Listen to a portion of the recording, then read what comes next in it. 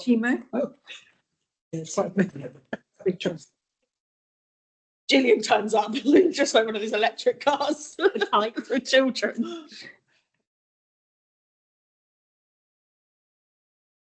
When those mobility scooters are all closed and they look like little cars. Oh, everybody seems to be in trouble with online today. It feels busy up here. And they've got a good one week, but they've got I it don't- yesterday. I read the Tom House of And yesterday, Anyway, you were saying. I was going to say, I read online. I don't know what he's writing one about. Yeah.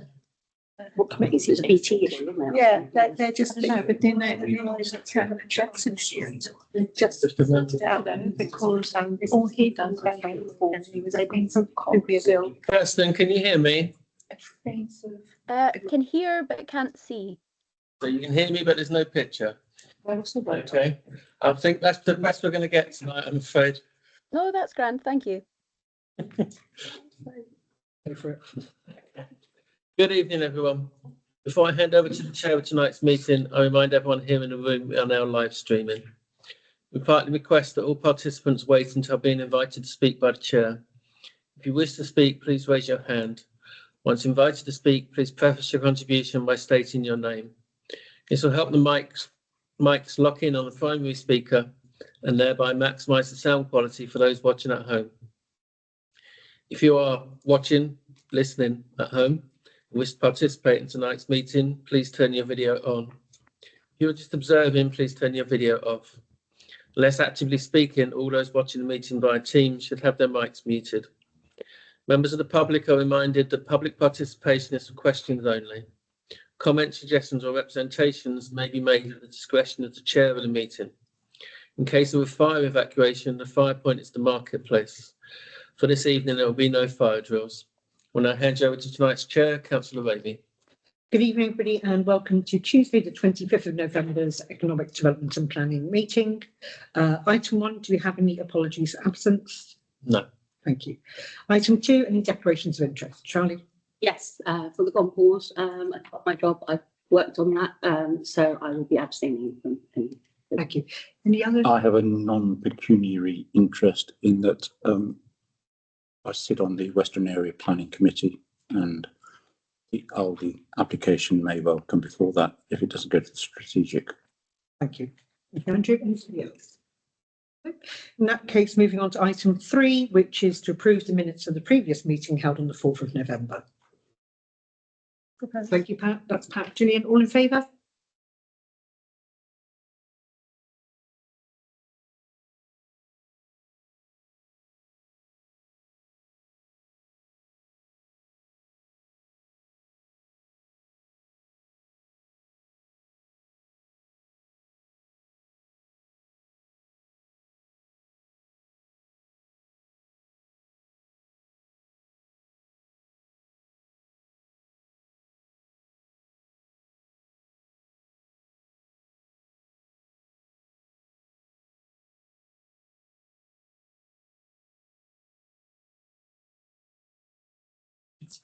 So if I can open up public participation, then do we have any?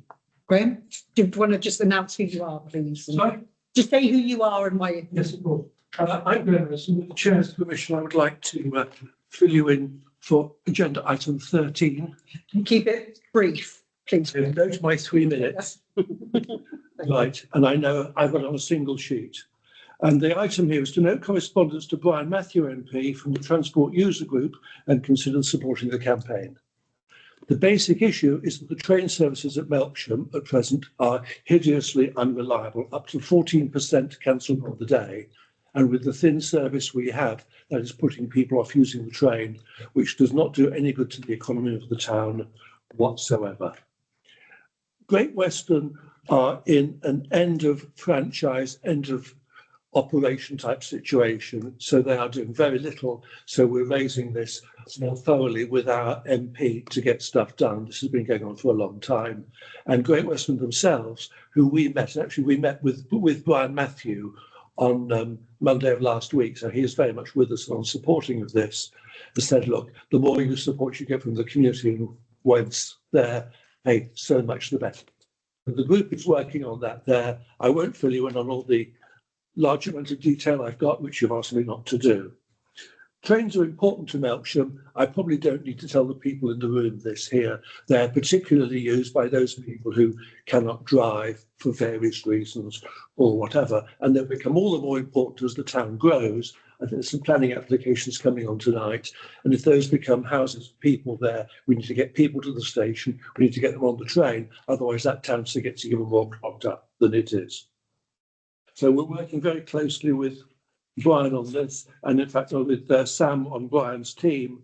We're going to be getting other MPs involved, transport ministers involved, all this sort of thing, to say, hey, can you do this here? Not to do something special for Melksham, but to give us an even playing field. Our cancellations are 14%. Look at Bath, it's only 3% of services that are cancelled, and that's common across the rest of the region. I won't go into the reasoning behind this. Huge thanks to the town council for the predecessors and to Melksham Without, and I was one of the ones on that there, for their help and support for the Melksham Transport Group. We have timetables for trains and buses coming out. They're at the printers at the moment. I've got a draft there, proofread by all 5 bus operators, plus the train operators, looking to promote and bring this forward next year. We have the policy document, a public transport strategy for Melksham, looking to take people from the station to the development areas, all that sort of stuff there. So it's all very positive stuff, but it's basically saying to the town council, please, we just wave a flag and say, yes, we support those activities. Do I have to use my full 3 minutes? No. Okay. Thanks, Graham. That's the basic item there. So when you come to that item there, I mean, I can hang around and answer questions on it. That's what I wanted to say, and to give those of you who are new to this some background. We've got an awful lot of experts, sorry, a lot of awful experts in and involved with this here. So we basically know what we're doing, happy to advise and talk it through, and delighted to have Safi and Emma on the transport user group, so they are more fully in the picture as well. Thank you. I just say thank you to you and everybody involved for the huge amount of work you put into this, because I know it's been phenomenal that work. Jenny? Just to add to that, I was actually at a Sustainable Transport Roundtable on Friday in the neighbouring constituency, and Wiltshire Council were represented there, and Sam was there as well. And we were talking about getting community groups involved with the local network plan. And Sam said, do you know Melksham Transport Group? And they were, yes, they're the most involved group in the county. So well done. Thank you, Graham. Thanks. It's all about joining up. Yeah, this is why I'm not looking specifically town council stuff, because public transport is all about getting from here to other places. They have to be involved as well. Thank you. Thank you so much. Do I have anybody else to speak under public participation? No? Okay, fantastic. In that case, then, if I could move on to item 5, which is our presentation on, there have been some updates to the Gompools warehouse application. So, Sasha, if you'd like to give us an update, that would be really appreciated. Thank you. Chair, councillors, firstly, I just wanted to pass on apologies from Sam Gompools, who is currently away, and to thank you for your previous support of our planning application. We wanted to attend today to briefly talk you through the additional documents we've submitted in support of the application and how they address the case officer's original recommendations for refusal. Firstly, we have the full suite of ecology documents. Previously, the submitted documentation was incomplete because they were still partway through the survey season, and therefore certain legally required elements could not yet be finalised. The surveys have now all been concluded, allowing us to submit the final ecological impact assessment and a revised BNG assessment showing a 12% and 18% gain in habitat and linear features respectively.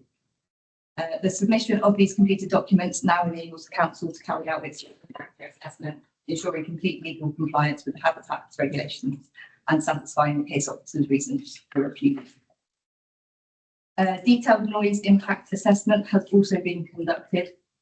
Assessment measures the existing background sound levels and nearby residential properties and compares them with predicted noise levels from the proposed development based on noise surveys from our existing site. The results show full compliance with Wiltshire's noise rating level limits at every sector, demonstrating that the development will not give rise to harmful noise impacts. This directly satisfies and resolves the earlier refusal reasons relating to noise.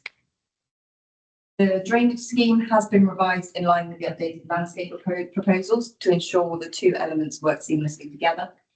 Revised design now incorporates an improved sustainable drainage system, enhanced attenuation measures, and a more efficient surface water management strategy.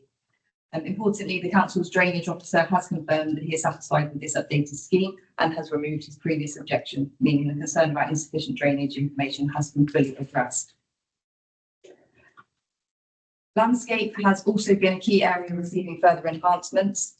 Following the council's landscape officer's comments, a revised and strengthened landscape scheme has been submitted. This includes significantly larger funds, allowing for earlier, denser and more mature planting, providing meaningful screening from day one and reducing visual impacts of properties far more effectively than the original proposal. The revised scheme also reinforces the separation between settlements and further improves the development's relationship with the surrounding countryside. We hope the revised scheme addresses previous concerns of the landscape officer and will satisfy the recommended reason for refusal. The site plan and highways plans have been updated to reflect all of these landscape and drainage changes, ensuring consistency across the entire suite of documents. These updates also provide clearer parameters for access, circulation and layout, helping the scheme to come forward as a coherent and well-integrated proposal. A planning addendum has also been submitted, which demonstrates how the application meets policy requirements and how the original refusal reasons have been addressed. Finally, an independent economic benefit statement has been commissioned and submitted. This report confirms the substantial economic value of the proposal. It highlights that the development would support 196 permanent jobs on site, generating around 9.4 million a year in economic output and 7.1 million a year in wages to be spent in the local economy. During construction, it would support up to 384 temporary jobs and 25.9 million in economic output. The report also confirms that once Gompools vacates its current premises, Knorr-Bremse is expected to expand into the site, growing from 500 to around 625 jobs, with a further 50 jobs from another occupier, meaning the wider redevelopment would ultimately support around 675 jobs and generate over 32 million a year in economic output. An opportunity too good to be missed for Napsham. Thank you for your time, and I welcome any questions you have. Thank you so much. I open up the floor to you guys now. Do you have any questions?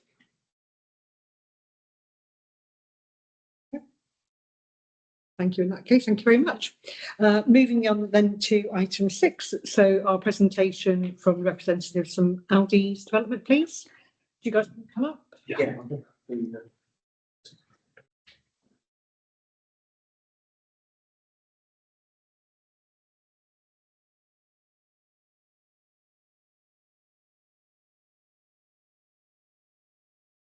Yeah, where's best for us to leave them? No, wherever you like. Yeah. Okay, thank you, councillors, for taking time to meet with us this evening. I'm sure you'll be aware that Aldi has had a presence in Napsham for some time. So we've prepared a few slides just to give you a bit of an overview of relocation application, and also how the plans have been amended since that went in August. If we just do very quick introductions. So my name's Ben Farnes. I'm from a company called Cavendish. So we work with Aldi to kind of deliver the political community engagement. Alongside me is Catherine Smith from Addison Young, and they are Aldi's planning consultants. And also joined by Andy Rees, who is from Craddy's, and he kind of leads on the flood and drainage strategy. If we could just flip to the next slide. A little bit of information there just about Aldi. I'm sure obviously you know who we are, given that we've been in the town for a number of years. We're currently Britain's 4th largest supermarket. We have around just over 1,000 stores in the UK, and we have got a target for 1,500 stores over the next few years. We were recognised as Britain's cheapest supermarket by Which last year, and the business model is very much driven on trying to provide the highest quality products at the lowest sort of price point. If I hand over to Catherine, who will just give you a little bit of an overview about the proposals for the site. Thank you. Yeah, so Aldi submitted its planning application for the site back in August. It's been valid since the early part of September. The new store represents a multi-million-pound investment in Melksham and will replace the existing store in Beanacre Road, which is about half a mile to the north of the site. All of the jobs that are present at the existing store will be retained. There'll be new roles created due to the increase in the size of the store.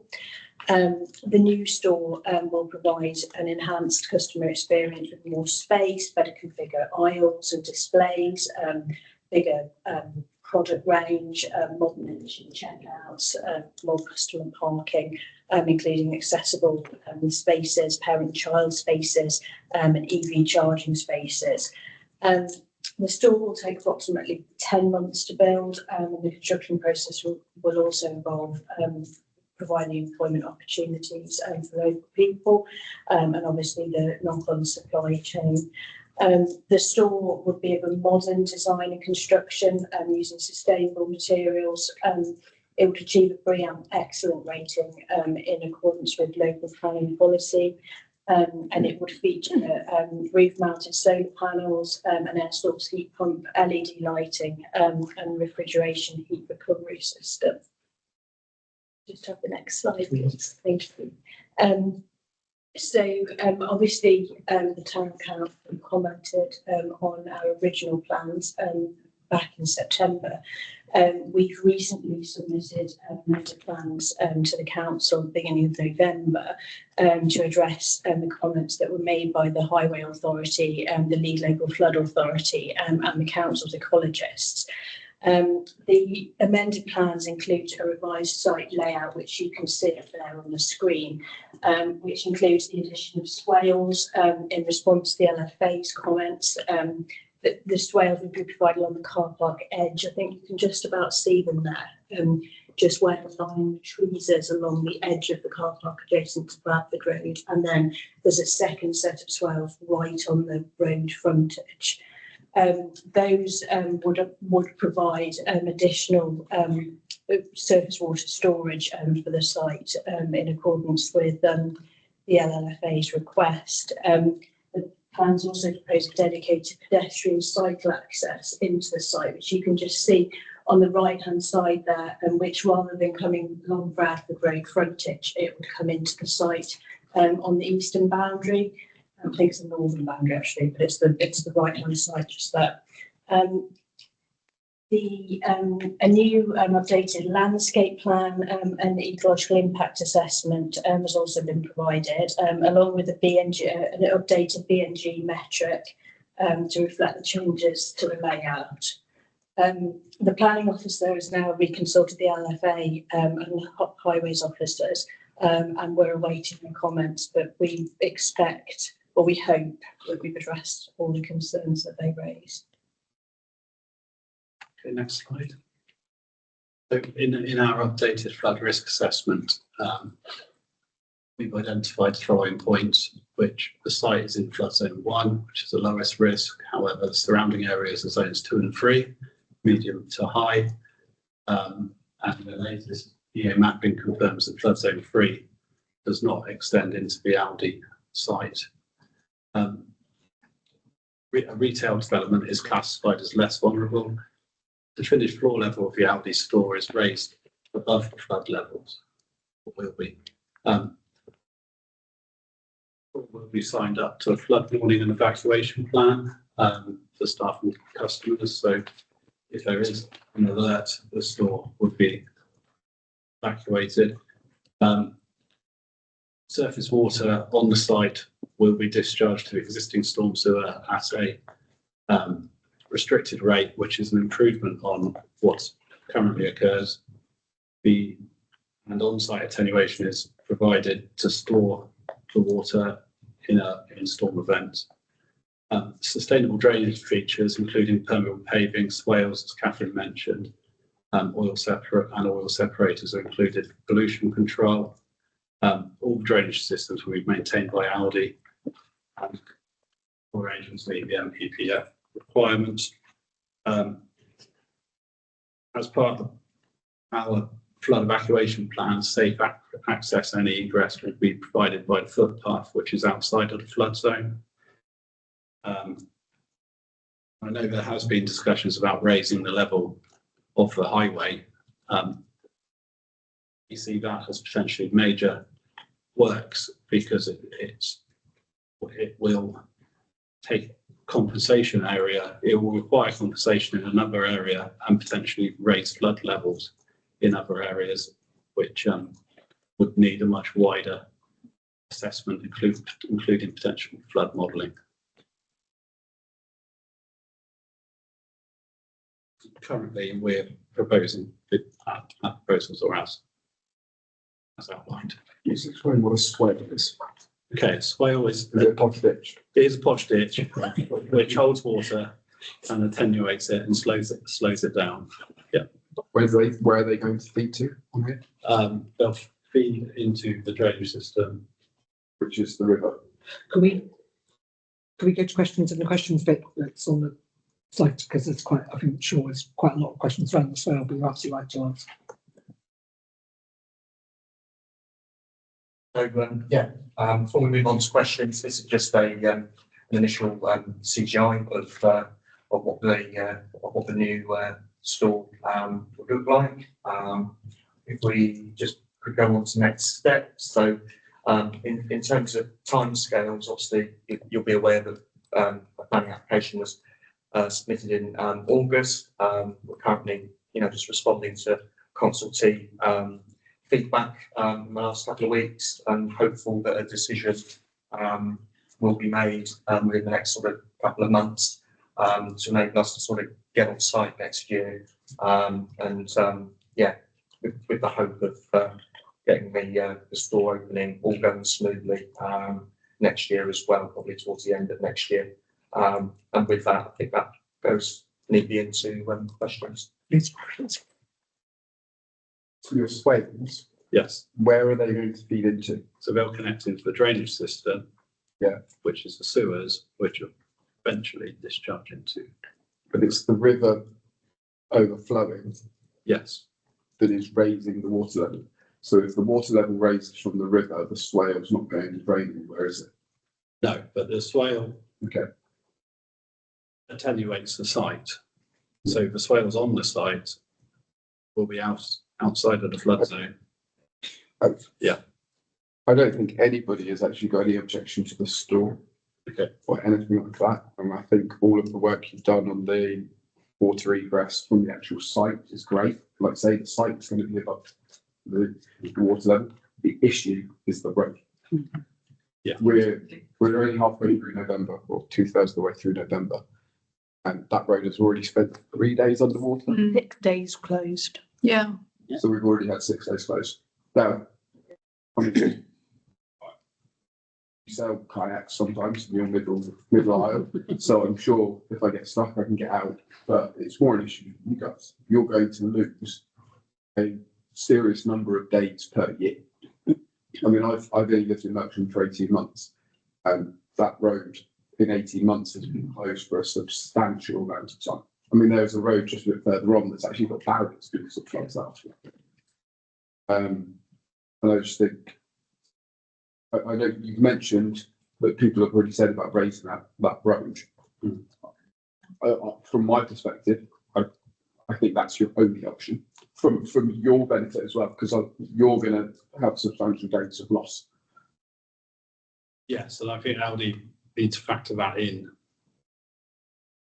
terms of their model. So the work you've done on the actual site is great, yes. And the water coming off the site is great. But saying that you've put swales in to take the water off the road, but the issue's coming the other way. Yes. And those, well, it's very digging a ditch and for the water to go into the ditch, but if the ditch doesn't go anywhere, or if the ditch leads into the river, that's actually gonna. Yeah, the issue is that is millions of litres of water out of the river, and by raising the road, it may increase flood risk elsewhere. It'll move the issue, and we need to take that into account. Yeah. But I had visions of you digging these swales and then the water's going to come up and literally all that will happen is it will fill up from the swales and you'll come up both sides of the roads and then flood the road. That's all that happened. Jen's Yeah, I mean, to be fair, I don't think anyone's got much of an issue with the actual site. As for what I can hear, everything anybody's talking about is that road. A year ago today, we had a once in a generation flood event. Well, if you read what the EA have written in the last 18 months, those once in a generation flood events are going to be taking place once every 5 years, probably. And until Chippenham get their acts together and get the gate flooded, the gate sorted higher up the lane, it's not getting any better. So, I mean, I can't vote on this, but I think probably I'm in agreement with everybody else. That road is going to be your number one issue. My question is, has this been called in? Is it being discussed at strategic planning? Because I think that's going to be the biggest issue here. And I can't see Wiltshire Council saying yes to something that effectively for 5 months of the year, every 2 weeks, you can't get anyone into your store. Because that road gets, and bearing in mind, we don't have insurance if someone tries to drive through that road. You don't get insured. If that road is shut, your insurance is null and void. If you get stuck in it. I'm coming to you next. I actually, in fact, I wrote down here volume of water that swells take away, because that is precisely what I can see being the issue is, and I'm sure you guys may not live locally and probably haven't seen just the volume of water in that road. And the road is planned as part of flood free area. It is effectively becomes part of the river. And when you look at how the field is and then the road is and then the volume of water that comes across, then that's why it takes so long for it to live. And it's great. Something else a bit contradictory was you said about having an evacuation plan, but yet in the application it said about not evacuating people, keeping them in the store for safety. So bearing in mind, sometimes that road is shut for like 3 days. We don't do it. I'm happy to sit there and eat and drink quite happily. But that's what I'm saying. To Middle Isle, they're going to be really to have cars that are going to be stuck on that site if you evacuate people by foot for potentially 3+ days. Now, it's in my ward. I live literally probably a couple of 100 yards from one of the closest houses to know the volume of water we're talking about. So I've read a very comprehensive document from Holt Parish Council, which I'm sure you have read. It's a pretty big piece they put together. I'm a little bit disappointed that there's been no mention of the Joint Melksham Neighbourhood Plan, because under that, in the Sustainable Development and Climate Change Policy, free flood risk and natural flood management does talk quite comprehensively about mitigating impact of flooding, not just on a location development, but around your location. There's no mention of the neighbourhood plan here anywhere, and this has just gone through referendum, so it's a really, really important document for both the town and parish council, and very clearly, I'm not sure if you've actually have seen the policy. It does talk very extensively here about flood mitigation. So for me, this is a really major red flag that this is nowhere in here. I 100% support the store opening because I will be able to walk there. It will take me probably 2 minutes to walk there. So it's a hugely good thing for me. But this flood aspect of it, I just can't see how the volume of traffic you want in there, people shopping that you want to happen there, to make this a viable store with the amount of flood on that road, I can't see that working. Pat, you wanted to come in? Yeah, I have one more question afterwards. You're going to say what you just said, really. I mean, if you don't mind the store being closed 3 or 4 days every winter or even longer, and the loss is yours, but the amount of water that we'll collect, should it be more than there is already, and that obviously can't say for sure whether that's ever going to happen or not, but we know how much there is currently, and it has been worse than it was last week or whenever it was. I've seen it 10 times worse than that, and and I'm so I am quite concerned about everybody else. The people living where you live, Safi, and people trying to get to work and one thing and another, and also the possibility that people might just get marooned in the store. So yeah, it's quite me too. Andrew, you mentioned during your presentation that you looked at the situation about possibly raising the level of the road surface. And obviously, have you had communications or any discussions with Wiltshire Council Highways Department regarding? No, not matters, not currently, as far as. Okay. And it hasn't been raised that far. Consultation with them. Right. Okay. Thank you. Yeah. Can I ask a question on, everybody's going to go, oh, when I ask this question, because I think I'm renowned for it, EV charging points. They don't go very well with flooding. No, I was just going to, don't get very well. to be fair, actually, they're not too bad. Can you tell me what kilowatt they are? How much charging? Are they 17, 22, 44? Decent ones, or are we? My feeling is that they're 22, but I would need to double check that. There are 10 of them plus and further spaces that are equipped, ready to go in the future when we need it. That's really good. 22 kilowatt would be great, please, and 7 kilowatt in places of short usage are just useless, pointless to have. Can I just go Gillian first because she hasn't commented, then I'll come back to you, Reece. Gillian, did you have anything? No, I love shiny new stores, but I don't want to swim to get there. Well, right of it. Reece? I'm going to go actually to the store bit this time. You mentioned modern and efficient tills. Please tell me they're human ones, not the ones got your naked. So yeah, stand there and wait 10 minutes for somebody to come over and give you a plastic bag, or tell that you are blatantly over 18 and insult you. And Yeah, I mean, I'm not sure how the till was. I imagine it would be mixed. Just how it operates now. No, I don't think it will be, no, because that's not how they operate. Do I have any more questions before I thank these lovely people for so we can just move into the planning considerations, which I will go to the Gompels one first, then come back to this. Add on just marooned.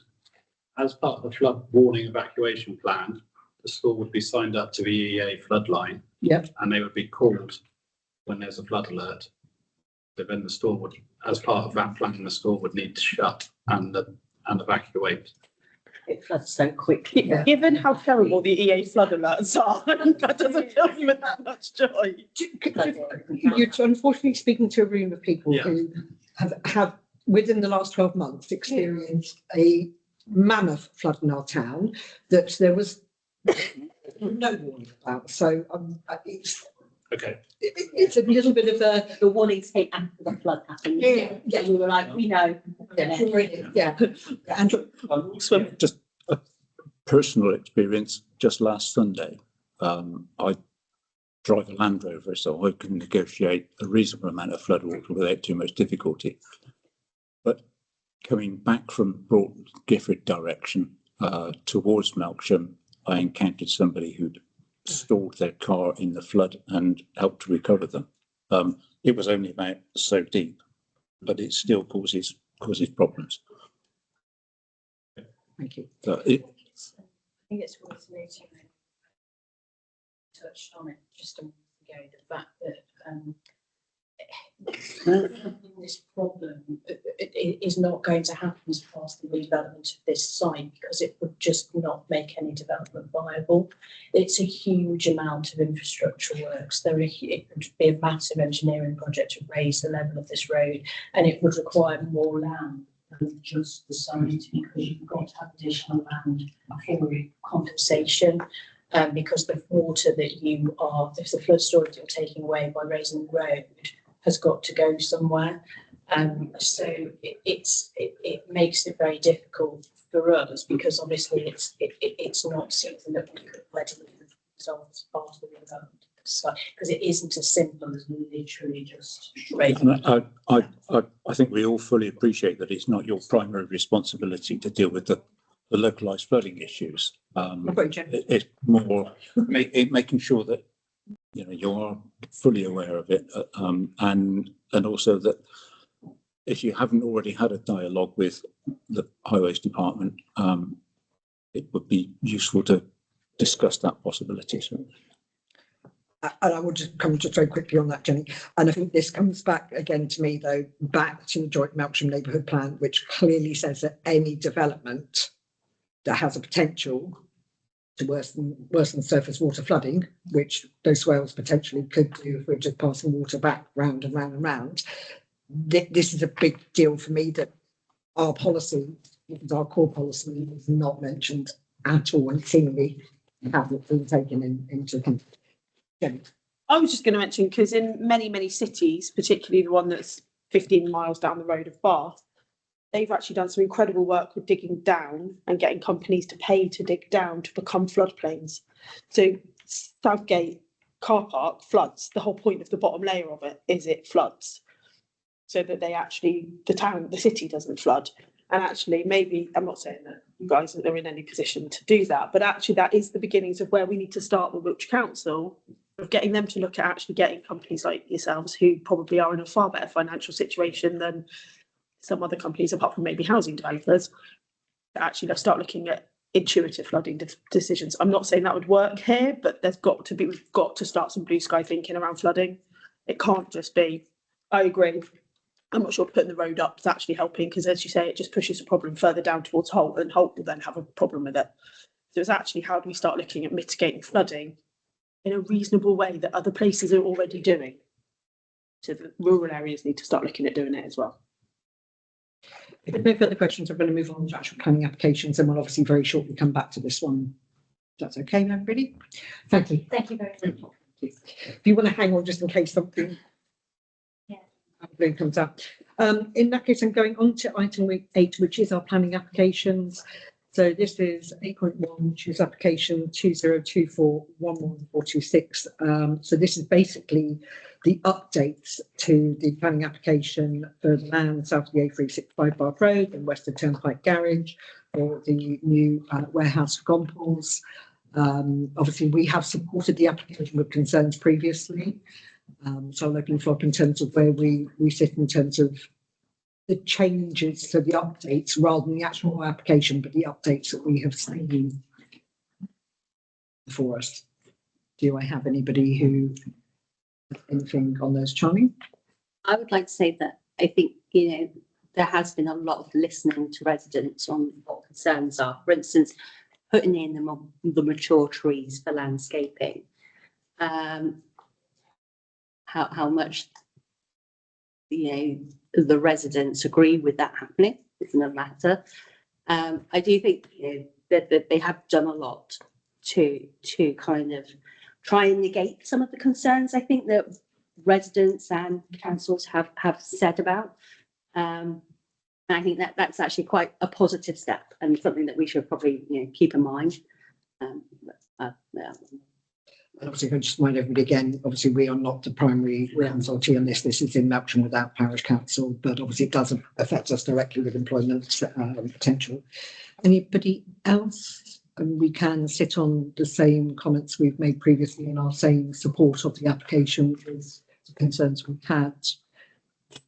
I think Charlie's right, there have been some substantial changes and listening to concerns, and it looks a lot better. Anybody else? No, in that case, then I'm happy to propose that we sit as our comments the same as previously. And obviously, we note the updates to the application. I'll propose that. Seconder? Thank you, Pat. All in favour? Before you vote, you want me, as well as the Senate, do you want me to actually specifically state you recognise and acknowledge that they've been listening and made changes? Yeah. Okay. I think it's important to acknowledge that. Yes. So that was me, that was Charlie. All in favour? Oh, sorry, Pat wasn't seconded. Pat seconded, sorry. Sorry, I didn't see you. Thank you. Abstentions? Okay, thank you. Right. 8.2, so application 2025070044. So this is obviously what we just had the presentation on. So the new store at Bradford Road. I will open. Well, in fact, no, I'm just going to say, because obviously we've asked a lot of questions, so I'm going to put it out there. Do we want to be clear that we support having the investment in the town of a new store? However, due to the concerns we have with flooding, the safety of people shopping there, the economic viability of the store the no mention of the joint neighbourhood plan, that we ask for Councillor Orford, who's not here this evening, to call the application in. Yes. Rick will check there's time. You do only get a limited amount of time. If this went in August, he might have lost it. He's probably out of time. There are extenuating circumstances. I think there wasn't. Fair enough. I think we can ask him to look into it. What, even after it's been Yeah. presented? You only get about 6 weeks to call it in. It's quite short, the period of time you get to call it in. Andrew, do you know, you hurriedly, I knew you were clicking away, so I did suspect you were probably. So the deadline for responses is the 8th of December. So even though it may have passed the formal cut-off date, it's not unusual for calling requests to be accepted. So particularly on what is potential development. And also a lot of updates to the application as well. There's a lot of additional documents. I think you have to ask him. So I would like to propose that we, as a committee, support in the whole in terms of the actual facilities of having the store. However, the concerns we have over the flooding to the road, potential knock-on effect of that, we would like to ask Councillor Orford to call the application in if that's possible. Okay. The other thing is, I think due to the proximity of the development to the boundary of Phil's division with mine, I think it would be justified if Phil's not prepared for me to call it in. And who's Hall fall under? Trevor Carbon. My division includes Bolton Gidford, Berriesfield, and Charlie Mead. Yeah. So it means it's one of those things where it's literally a few yards inside the Phil's boundary. Well, I'm happy to propose that, Andrew, if you're happy with that. Do I have a seconder? Thank you, Pat. All in favour? Thank you. I'm sorry, Andrew, you I'm abstaining. don't have to, just. No. Thank you very much. You're free to go, guys, unless you really fancy sitting here and listening through a single story real extension. Feel free to go. They might do. Know what they might do. I'm trying to make it sound exciting. It's all about. Let's go. It's the height of So it. the notion of an hour off now as well. That's it. Oh, disappointing. Thanks, bye. They're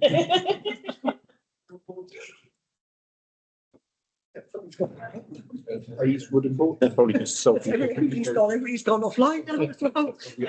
Thank you, bye. They're probably sulking because we didn't go to their planning meeting last night. Bye, chaps. Nice to see you.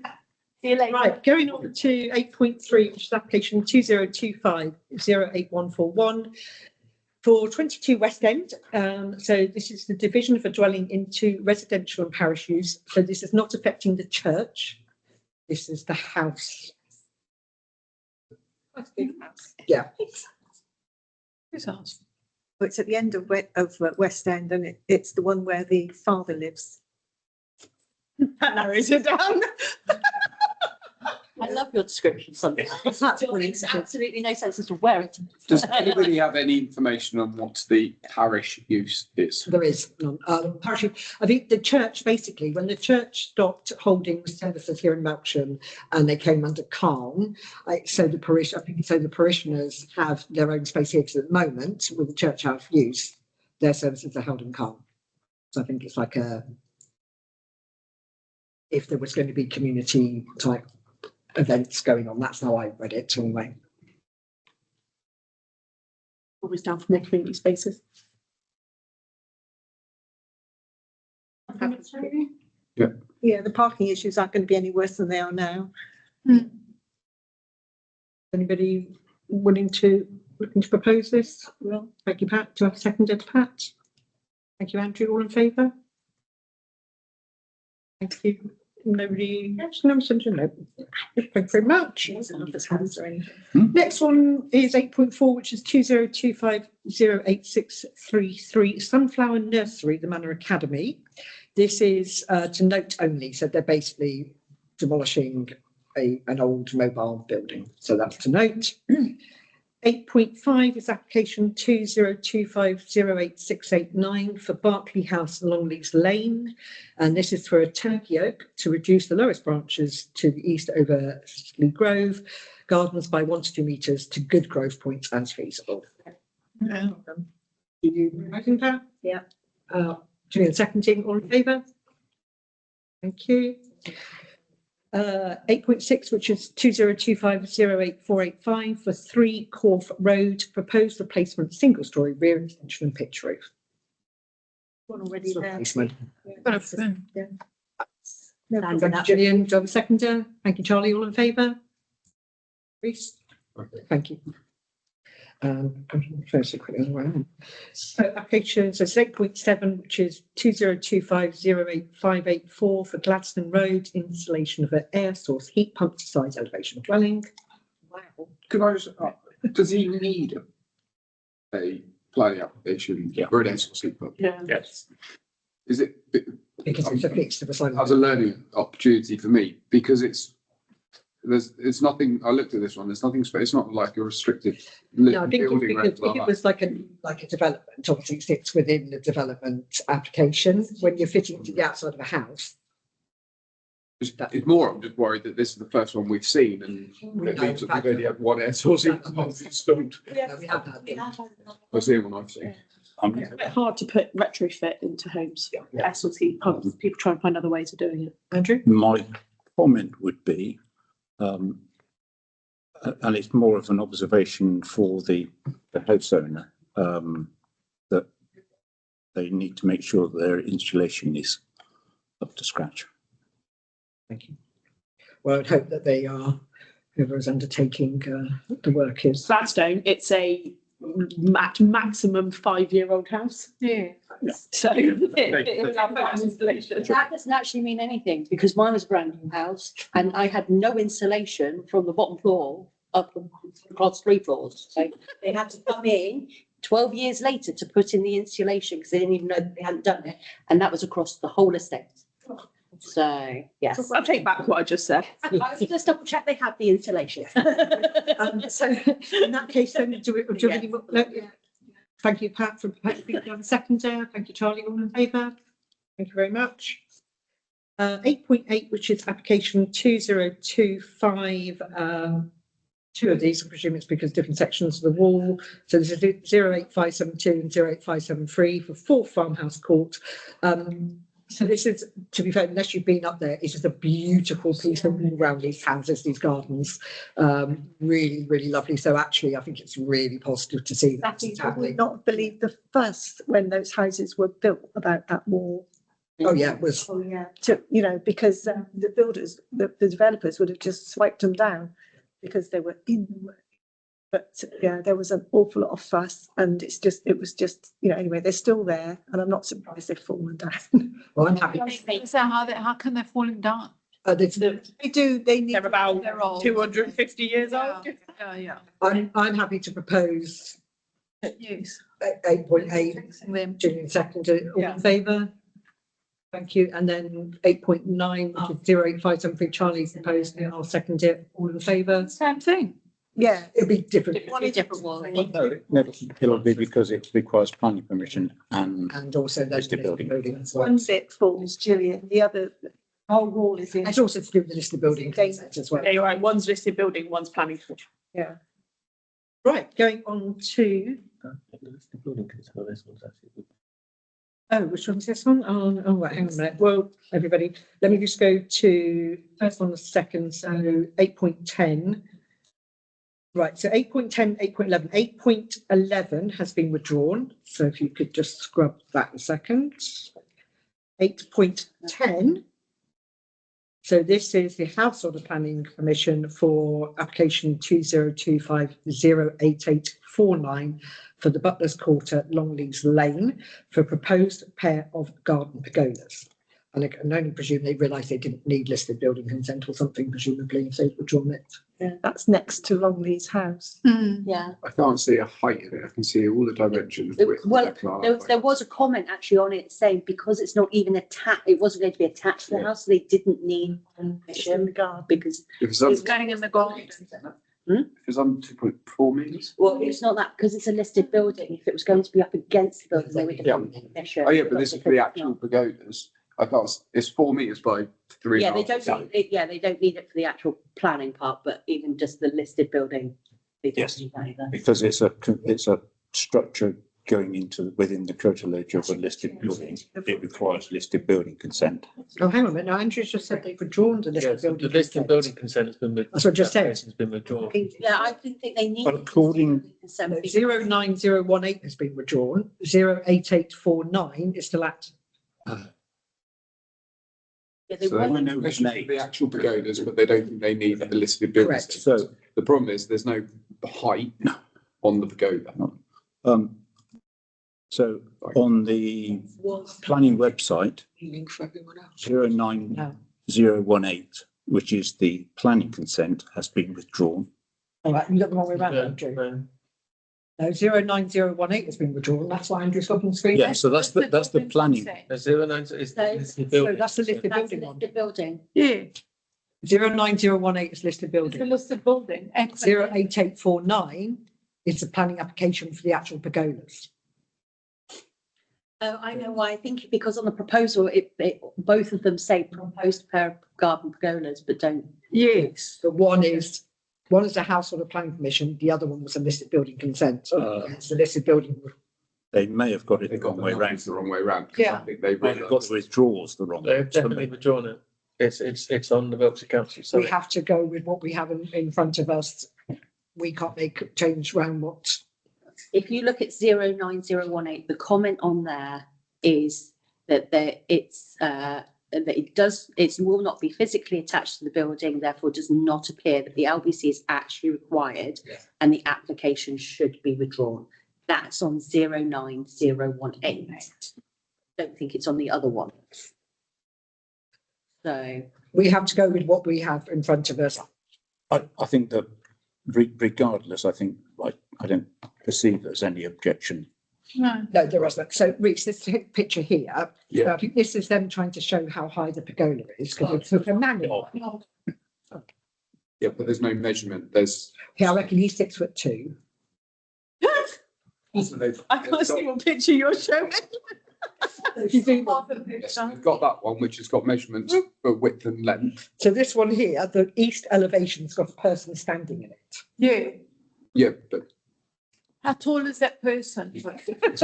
I think there was a mention that it doesn't go higher than the fence or something. Yeah. You wouldn't be able to see it. It does say then. See very much over the fence. so if it's under 2.4 metres, you don't need planning permission anyway, but if it's over 2.4, you do. So I'm assuming it's over 2.4, but therefore we don't know. It'll be how 2.4 because of that roof. The ridge would be more than 2.4. Yeah. We have it as a planning application, so we need to look at it, treat it. Huge amount of space around it. It's not going to get in the way of anybody. And to be fair, I don't think it's where it is. I don't think it's actually going to be viewed by any neighbours. neighbours. Well, can I also just point out there isn't a single comment on there from any of the consultees, so Not many neighbours there. It's in my ward and I haven't had Two any. floors, many neighbours. okay, Graham's trying to come, I'm just gonna do what I never do, I'm gonna suspend standing orders. Can I just show of hands, thank you. Thank you, Sophie. Just to point out here, we actually had a listed building in Melksham without, with something we put in the garden very similar to this. And it turns out that in a country with a listed building, you're allowed something for 10 cubic metres. You don't need planning permission until you're up to 15 cubic metres.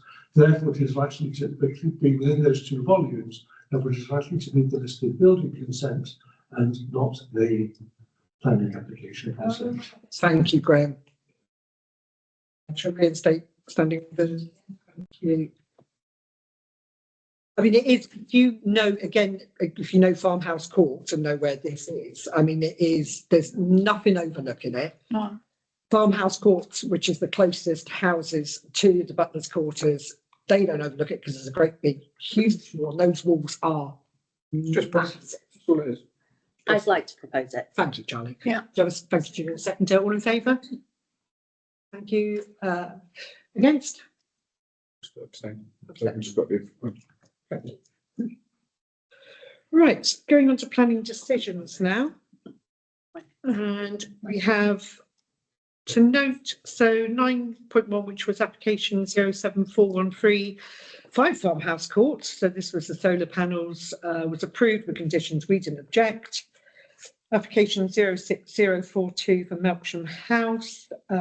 This was for the tennis clubhouse for tennis players and boundary fence, approved with conditions we didn't object. And then on to 07423. I don't think this came to us. At Oakwood Van Hire.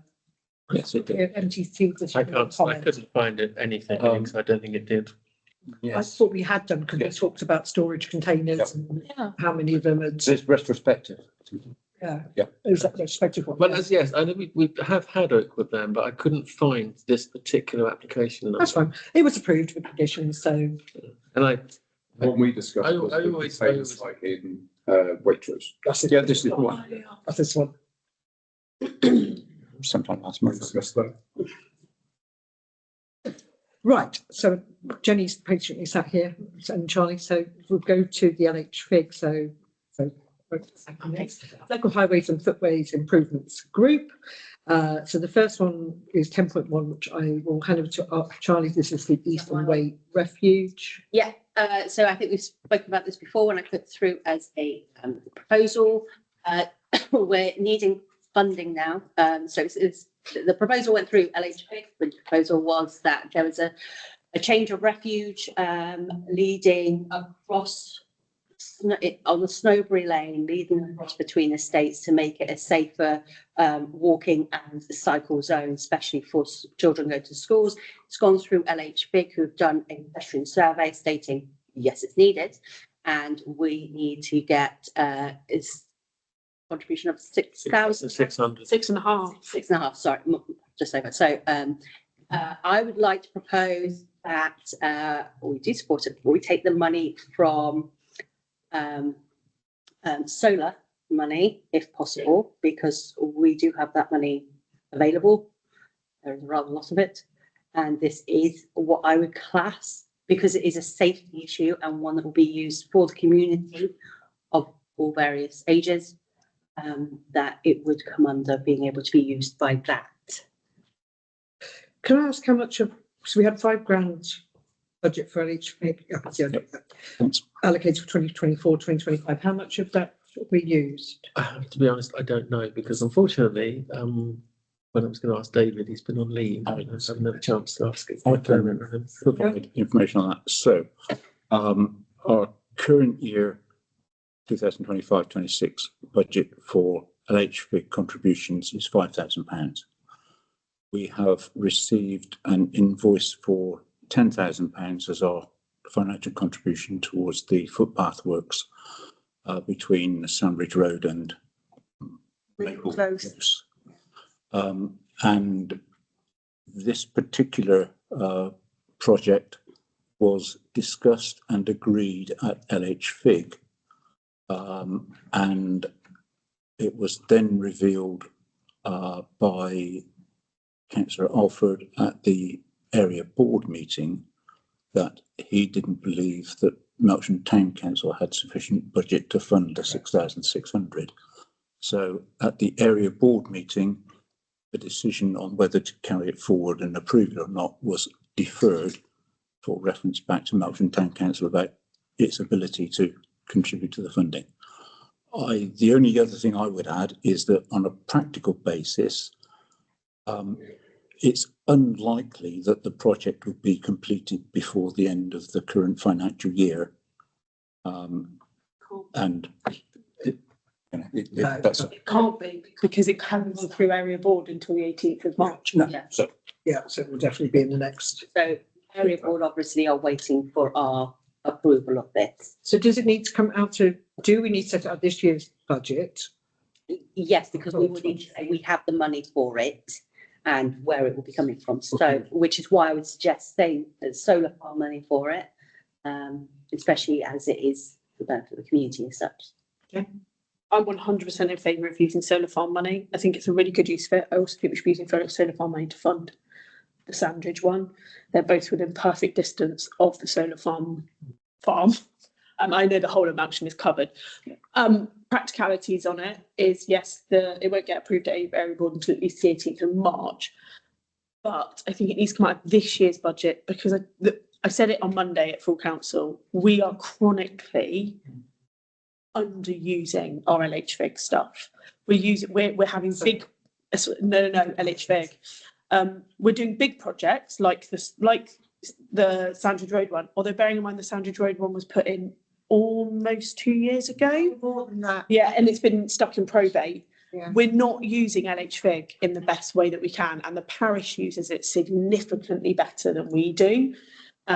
We now are paying less of a contribution into it than we previously were. We were having to pay a 50% contribution. We're now paying 25%. That might go up to 33%, depending on the arguments around it. I really think using solar farm money is a really good idea for this, but I do think it needs to be agreed in this budget and not carried over to the next budget, because I think we need to have serious budgetary conversations around LHV.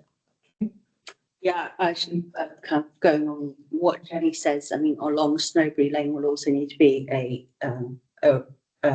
speed and weight review as well, which we will need to consider as to how we will fund that and have that in place before it gets through LHVIG. Just to note that speed and weight reviews currently are free. On a practical basis, it makes absolute sense to do that at the same time, because from Wiltshire Council's point of view, there'll be a single set of legal papers and documents. It doesn't make sense to do it all at the same time. So can we propose then that the 6,000, it is 6,600, 33% comes from solar? Yeah. But we also, we're £5,000 short for the other projects as well. That's been come up previously. That's been through. £5,000 short. You can't make a decision on that tonight. No, it's got to get there. But it's a really valid point. The amount, it's true. Yes. Well, 6,500, yeah, 6,600, yeah. Yeah. So I just keep saying yes, I don't know why. Please do give me the money. Give me the money. I will propose it. Thank you. Julian seconds it. All in favour? Thank you. Other LHVIG money to be brought up with the TVC. The TVC, absolutely. Jenny, so 10.2 for Blackmore Road and the new speak to then we'll go to Milton Avenue. Yeah, so actually it's a joint one between me and Charlie. Sorry, Jen, can I just check that, obviously, have you seen Martin Moses' email, which I forwarded to the committee, but I can't remember if I included you in it. His initial email on the reply to the application. Yeah. Yeah, although it's more about Milton than it is about this one. So on Blackmore's a very odd one. It's actually where mine and Charlie's divisions meet at Wiltshire Council and at town level, but it's right down the middle of the road. Half of it's mine, half of it's Charlie's. I would say we've both canvassed both sides of that road many times, as did yourself, Safi. One of the things that came up a astronomical amount was speeding down that road. It is used as a rat run. I don't think anybody would deny that, but the speed at which the cars go down there is really rather fast. And then the other one is actually the parking down there. So one of the issues is that the parking is done. People are parking in really bad locations on it. The road is very strange because the road, I can't think what the word is, but it almost is like the opposite. They're kind of like staggered. Yeah. So that kind of the ones on my side, in between each one is one from Charlie's side. So the parking is quite it's strangely staggered, and lots of people park on the curbs, on the edges, on the corners. That's the word I'm looking for. It was raised to us multiple times. We said we'd bring it here. I think the big thing that we need here is probably some kind of speeding review. And then something looking along the lines of how we're going to look at traffic calming down there. Obviously, we have traffic calming on Queensway. Queensway has a different speeding issue that we'll tackle in a different way. But I think Blackmore Road is becoming increasingly more and more dangerous. There have been several car crashes down there in recent years. There's been a couple of near misses of people getting run over, sadly. It is a major through road as well for people going to Forest and Sandridge School. So I just think it's not had a lot of loving care and attention for quite some time, Blackmore Road. Pat, you obviously live on Blackmore Road, or just off it. So you can probably give a bit more of an update. You can, obviously, if you've got anything you want to add to that. But I think it was one of the things that was raised heavily. It's got very, very poor view of visibility on the road. Yeah, I think it's one of those areas like what's that one that John Hubbard was always mad about? It needs a 20-mile-an-hour because there are so many small roads coming off onto it, and as you say, they're staggered, but they're all and you get little bunches of parking. And there isn't a lot of car parking because, I mean, there's a huge block of flats for a start, and there's very little space for them to park. There's nothing around the back because that's got other houses alongside it, so they use up those spaces. So anybody who lives in the flats parks at the front. It's just, I think it's a good candidate for 20 miles an hour. But of course, for it to become 20 miles an hour, it needs a speeding review. Yeah. It's the only way we'll get it. So I'd like to see it go forward to LHVIG. Oh, and there is one other thing. I'd like to see more made in people who stop by the machine outside the money machine outside the co-op, because more than once, and I got embroiled in an argument with somebody once a few years ago about it as well. I was coming out of Ingram Road, and this gentleman was parked in his car just opposite the money machine. His girlfriend was getting the money, and he's sitting there in the car waiting. So you can imagine the scenario. There's people coming up Ingram Road who have to go round him to get up to the roundabout. The people coming in left and right can't, they've got priority. So they come in, but they can't come past because they passed me. So I can't get out. And it ended up with cars backing up all over the place because this chap was sat in the car. Anyway, when it came to my turn to turn out, I turned out and pulled up behind him. And I went up to him and I said, "Excuse me, but do you realise that there are double yellow lines here and you shouldn't be parking?" It was quite rude to me. And I said, "Look, I used to be a teacher, and I know I used to, anyway."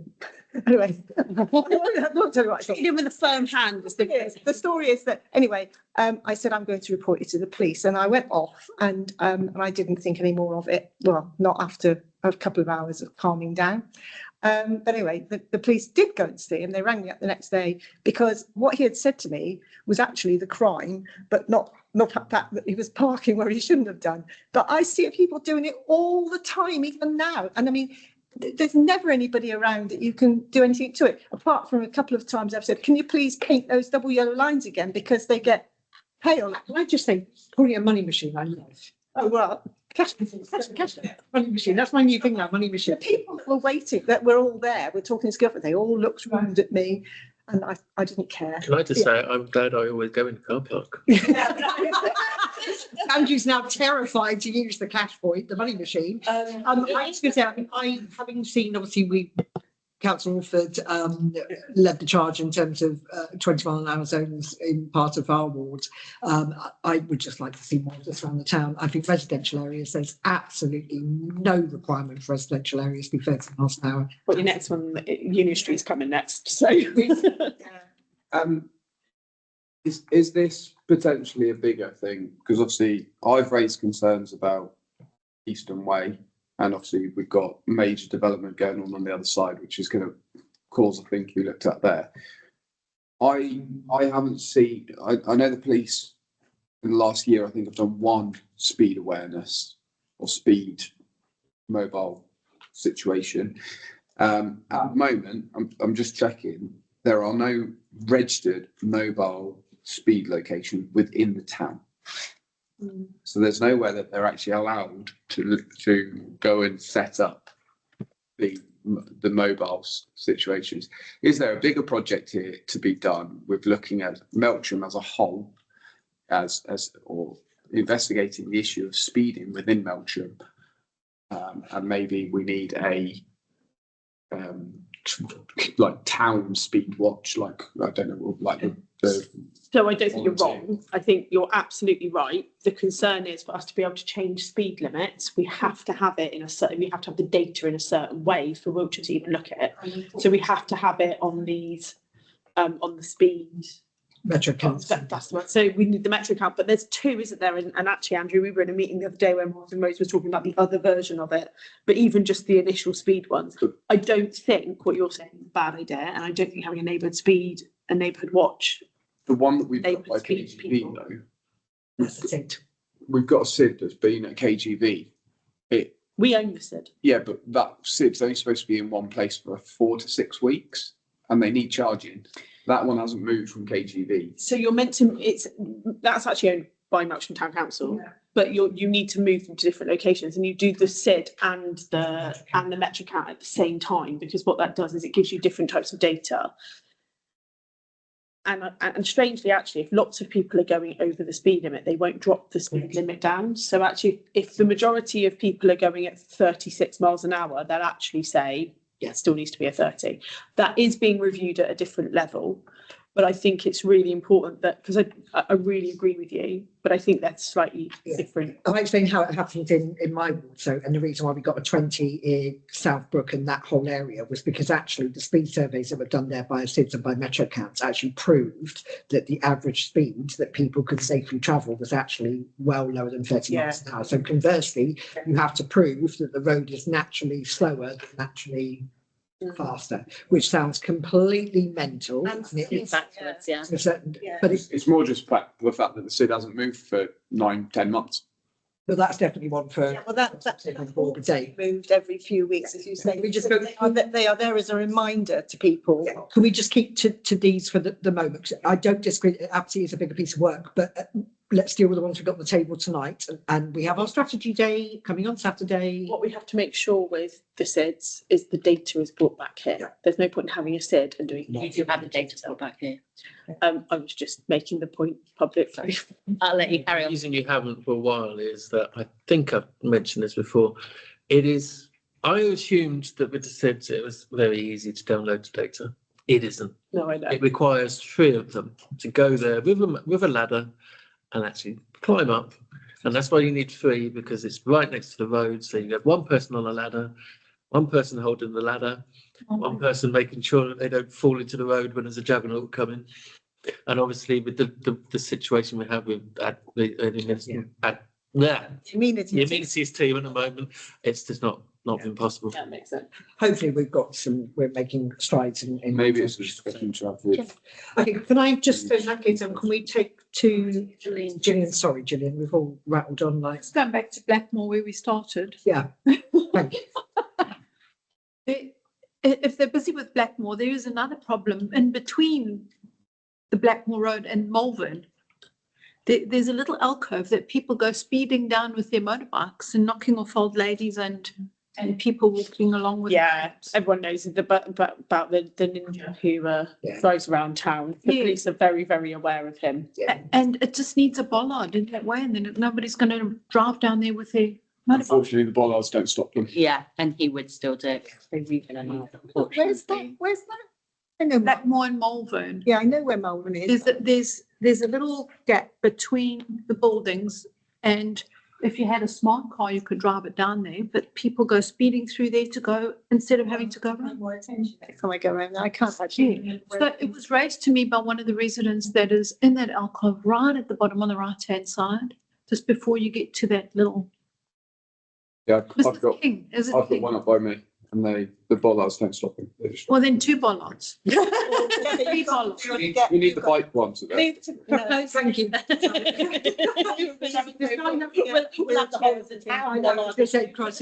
The whole traffic. So can I have a seconder then to, this is Blackmore Road, please? Yeah, I will. Thank you, Pat. All in favour? Thank you very much. Right, going on then to, what have we got next? Milton Avenue, please, ladies. So this one is more complicated.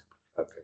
Milton Avenue is one of those strange roads that when West Wiltshire District Council was dissolved and taken over by Wiltshire Council, and they sold off their housing stock to all of their housing people, Yes. management companies, that's what I'm looking for. Selwood Housing took the vast majority of housing on Milton Avenue. They own Selwood Housing own some of the houses, but not all the houses. Some of the houses are privately owned, but they do own all the green space. Wiltshire Council own the road. The road is completely adopted by Wiltshire Council.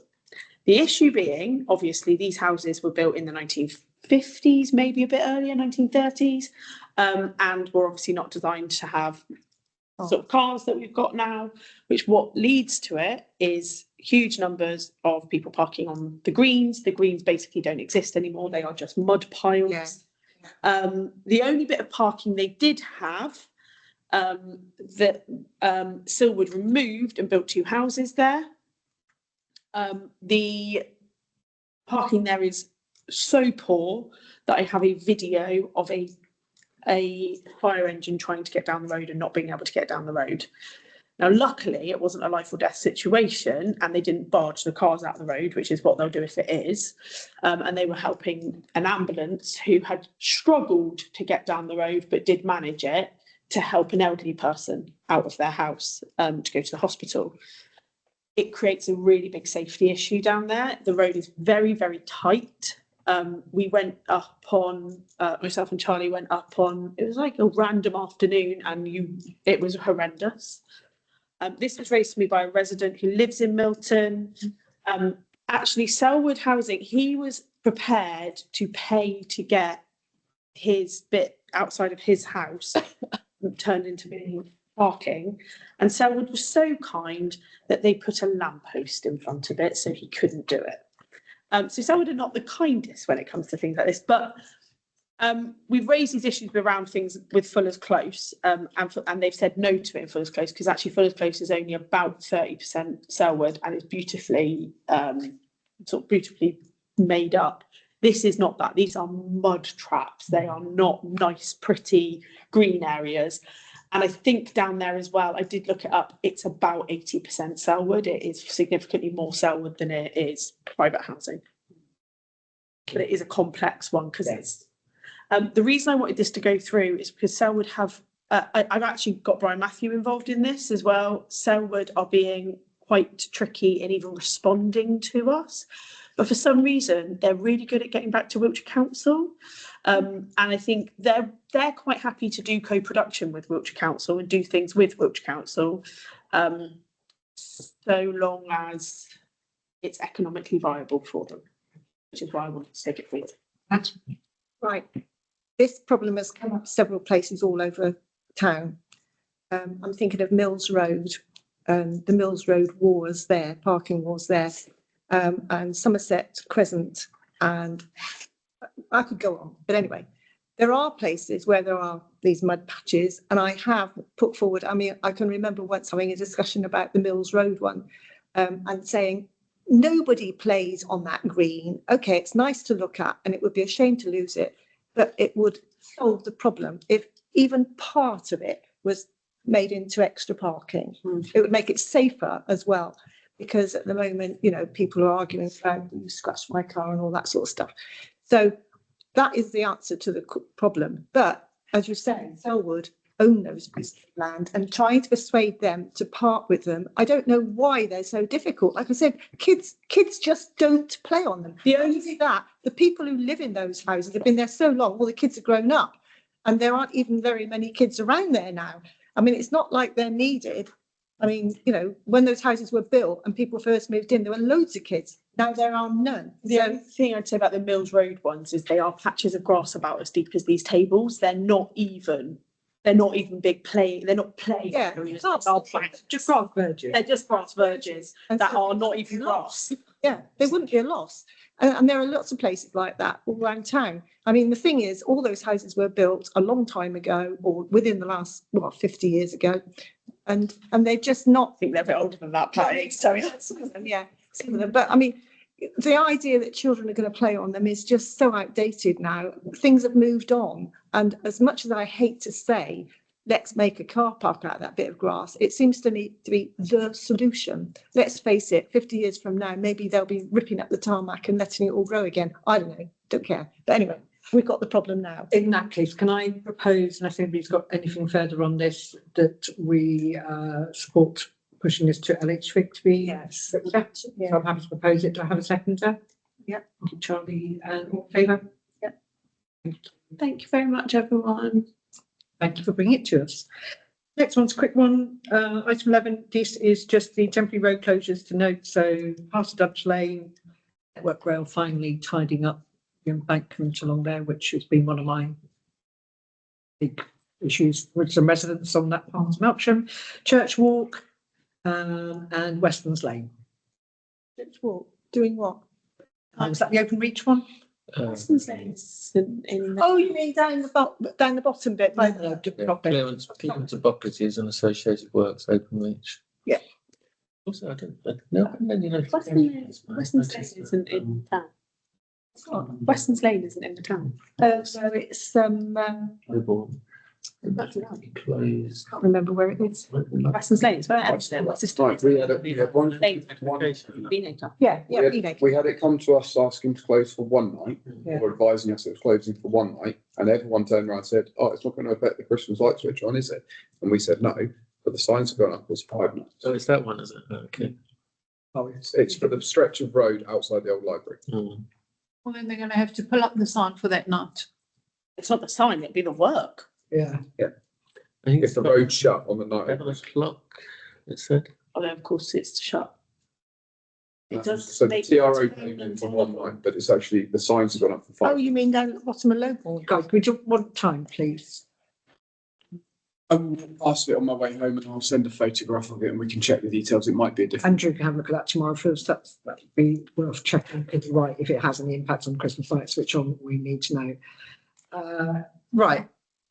Item 12, premises license application. I'm not going to lie, I am really confused by this. I'm. He's been running that business for 20 years.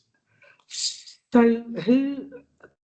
I didn't even know it existed. I don't even really, I've got to be honest with you, Reece, if you can explain to me He's a what mobile he's bar doing. company. So So you bring a sign. you can basically employ him to come and do your parties, garden parties, weddings, bar mitzvahs, christenings, and he basically rocks up, sets up a bar and serves drinks. He talks about making cocktails for people to come and collect Yeah. from his house, A which takeaway. he's going to make in his Dining room. dining room. My confusion, not issue, but my confusion is he's been doing this for 20 years. The company's not moved, so he's been doing this in that location for a extended period of time, and now he's asking for a. Is that because his previous stuff was going out and doing, as you said, going and hosting events? There's nothing, I mean, there is nothing on his website stating that, like, I could rock up and say, "Can I have a Jack and Coke?" Then turn up and take it. It's still, all of the stuff on his website is still you buy him to cater your event, basically. Yeah, well, that's what I thought. Is if you were holding an event in a venue, he would come along and provide the bar facilities. That's why I am utterly, and I read this over and over again, and I'm utterly confused as to the selling alcohol from his dining room to pre-ordered. Yeah, literally. I haven't read it, so it says- licensing is something I know a little bit It about. says, I'll just read this bit out a sec. Preparing drinks to sell to pre-ordered customers in our dining room, mostly cocktails and some other seasonal drinks in disposable glasses with lids on them in appropriate bags with glasses holders, etc. So it literally does say, as Richard said, it sounds like people are going to be able to rock up to the house. Or like Just Eat or something like that. I mean, this sounds like something that you used to have on like MOD bases where you'd go around to, each other's houses and one of them's bound to have a bar and you all pay towards something, towards it. And you literally carry your drinks home. He's a limited company. It popped up in COVID, didn't it? Is This anything allowed? It popped up in COVID and people were doing like takeaway drinks. You're allowed to license your own house. Yeah, you can do license your own property. You can license any property You can. pretty much you want. Yeah, Yeah. Respect the hygiene. He does. Not for us to deal with. yeah. He does. So the 4 points on here are all 4 licensing objectives. So general, ours is a residential premises, there'll be no children or animals in a room where drinks are prepared, very clean environment, and we use disposable glasses, etc., etc. We will display signage to ensure that our licensed hours are clearly visible. We have CCTV on our bungalow, also have a dash cam on our vans. So they're trading up to some nights up until 11 o'clock. It's like 11 in the morning till 10 or 11 at night. Prevention of crime and disorder. Is there any comments? Well, no, it isn't, it's a licensing application, so it's not a planning application. You do. I get licensing application, get comments on licensing applications. I've got 19 put in. Yeah. I've been on the committee that. I've got 19 put in for the pub, for Foresters. I don't know, because I haven't got, I don't get the, yeah, I don't get a link. might not or anything. I yeah. just get an email saying this application has been made. So it's not like with the planning applications where I get a number and everything that I can link through to. I don't get that. I just get an email saying. Yeah, you have to just send them an email. So it says here as well about the room where drinks are prepared, dining room has 2 double glazed doors for access egress. We have a first aid kit in the room. We will have in place assigned for sheet regards cleaning practice before and after service. I'm utterly baffled by. Can we defer it pending more information, like? Advice. It's not for us to. Advice. Well, we Going to a licensing, it will be going to find out when the next licensing committee is, that's when it will be going there. Are they asking for us? Northern area, aren't it? Not support. But we can't support, so we can't support it when we don't know what he actually wants to do. Because let's be honest, no one sat around this table understands what he wants to do. Do we regularly get licensing applications come through to this committee? We have had, yes, because of course, well, WTF we did. Yeah, but that was different because that was licensing of a whole, that was an event. No, we had a specific licensing application as well. But you don't get, because we obviously get updated the licenses that are coming through on our committee. I've never seen them come through this committee. Very often. I'm just wondering what about this specific licensing request has made it come here? What Wiltshire Council seen that's gone, we need the town council to give this permission? Because I think that if you could find that out, that would give you an idea of what they're asking you to approve. Be reasonable, come to you. Yeah, we need advice. Like, as I said, they don't really give. I mean, I just get an email saying this license has been made. They did no further details whatsoever. No reason why they want to comment. It's just strange that they want to comment. You know, it's strange that you get to comment on some and not on others. And I wonder if there's a parameter around it, which is why it comes in. And you knowing that would help you make a decision. Yeah, absolutely. Because it is just go to Reese. It does state on his website that he is already a personal license holder and a premises license holder. It's his premises license. It's in his house. This is a very. Can you search for? Can you search? No. Does he need a different license if he has one? Can we see when Jenny suggested the next licensing meeting is? Because I'm not personally, I don't know anybody else here, but I'm not happy to make either a supporting case or even. I'm not happy to comment full stop at the moment on this. I don't think because I don't understand why it's here and what he's doing. Worry about what he might actually be doing. Could we please, may I make a suggestion that we make no comments at this moment, but we go back to whoever sent this to you and ask for some clarification as to why it's come across us and when the next meeting is that this is going to. Yeah. Because I think it would be wise that we have more information and the opportunity to potentially attend said meeting to actually understand what this is. It doesn't look like they've got any planned yet for 2026. It's not letting me go beyond 2025.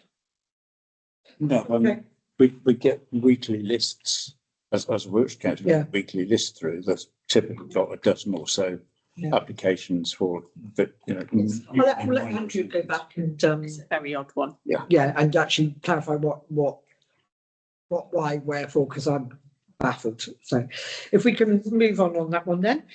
Graham has sat here very patiently. Get to item 13, which is the Melksham Transport Users Group. A fantastic body of information within the agenda given by the group. So this is to note the correspondence to Brian Matthew, our MP, from MTUG, and to consider supporting the campaign. I will sit here and straight up say that I would really like us to be supporting this campaign. Absolutely. Jenny? Has Brian met with Lord Hendy at all, Transport Minister? Do we know? May I answer? Suspense and orders. Thank you. Thank you. Not to my knowledge on this, though Sarah Gibson has met with him recently. She's been liaising with him. I'm not aware. I work for Sarah. So you're aware of that. I was just wondering if Brian. I followed this up with Sam Blackwell, who is. I know Sam. I'm sure you do. And the approach is possibly going to the Secretary of State, Heidi Alexander, considering that this service that is so crap at the moment actually serves as constituency.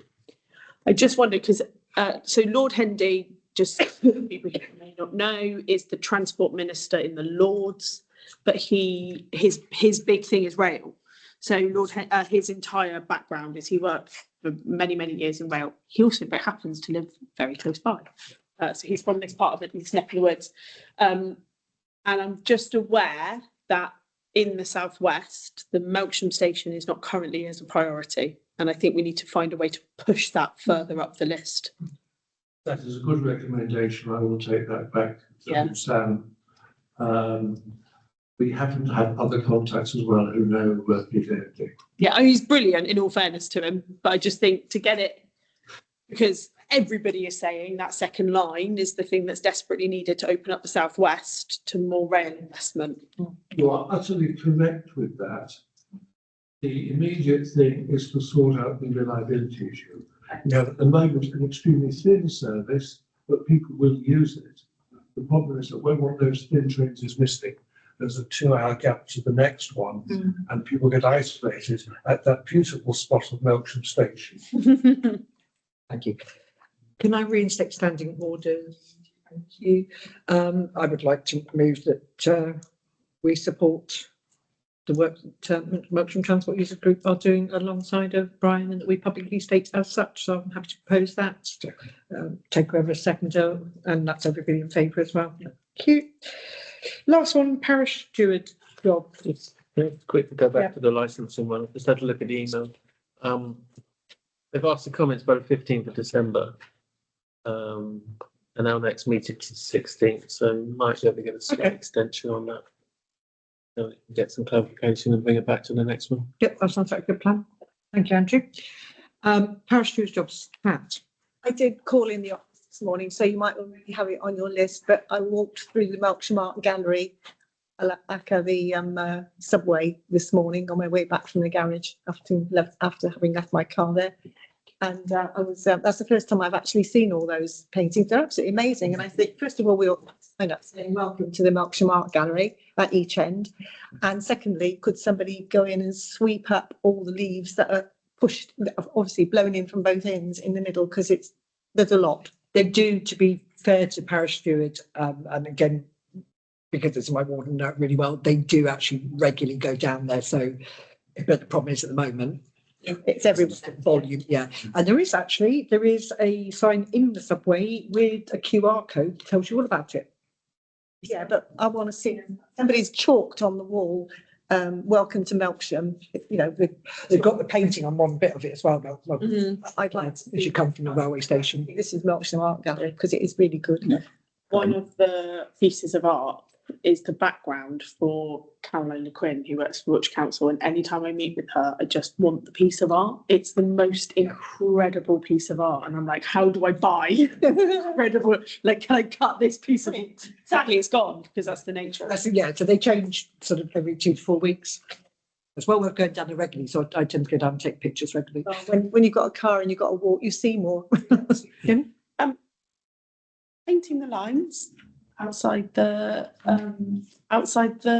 money machine co-op. Outside co-op, is that something we can ask for parish steward? Not parish steward, that's highways. No, parish steward, that's highways. Any That'll be in my next mission then, to illustrate that. Stansted, but I don't think he's there. It is still Mark Stansfield.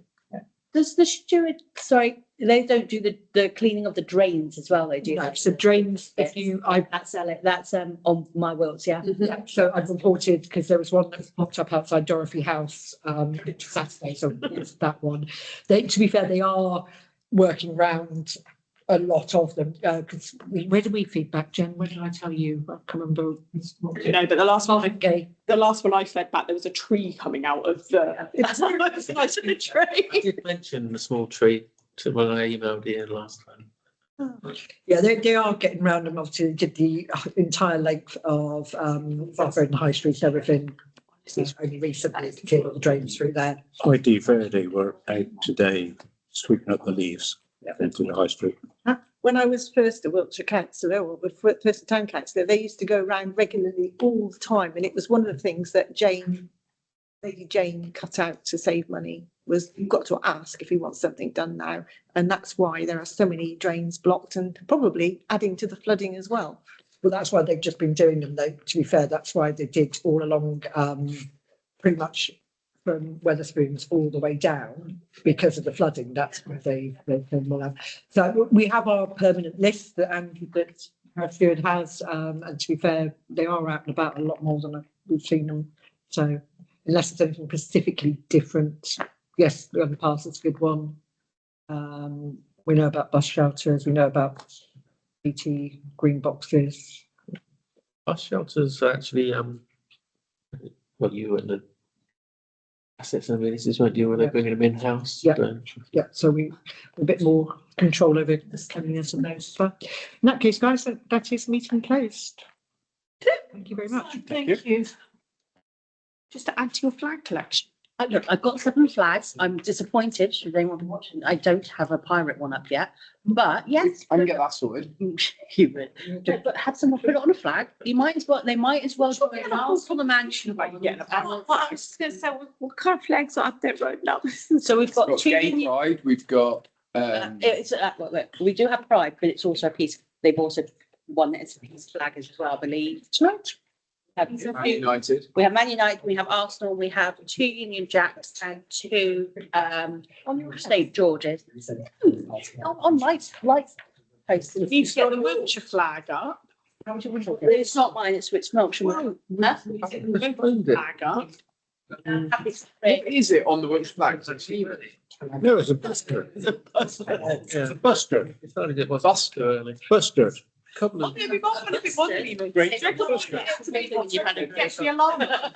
Get alarm on there. No, Tabby. Now I know she's keeping an eye on this. I'm sat next door. Buster. They were, He said they became, no. the original ones became extinct Ian had said that. in the UK. What's it not even? You're okay with me on that? No, they reintroduced them probably about 20 years ago, from somewhere in Eastern Europe. It's And In December. actually, there must be But at the moment, almost everyone in this room. 15 years ago. Charlie, Gillian, Sappy and Jack. I was out driving on Salisbury Plain and actually saw one Okay, this one they can. way off in the distance. It was a person Presents wrapped up. when I They got told. You linked the paper. They go. Like, what would probably be a good thing on Right, so more. I went actually, like I said, you know, they're decorated, that means that week. Is it you that bullied him then? Yeah. That would be, it's really hard to just. I was just. Jenny, is that right? For 4 hours? I'm not here, baby. I'm in London. Is that right? 4 hours? Well, I think that's probably incorrect. It won't be very long, won't it? do something that flows. No, that's cool. Oh, that's exciting. Why is personnel 4 hours on Monday?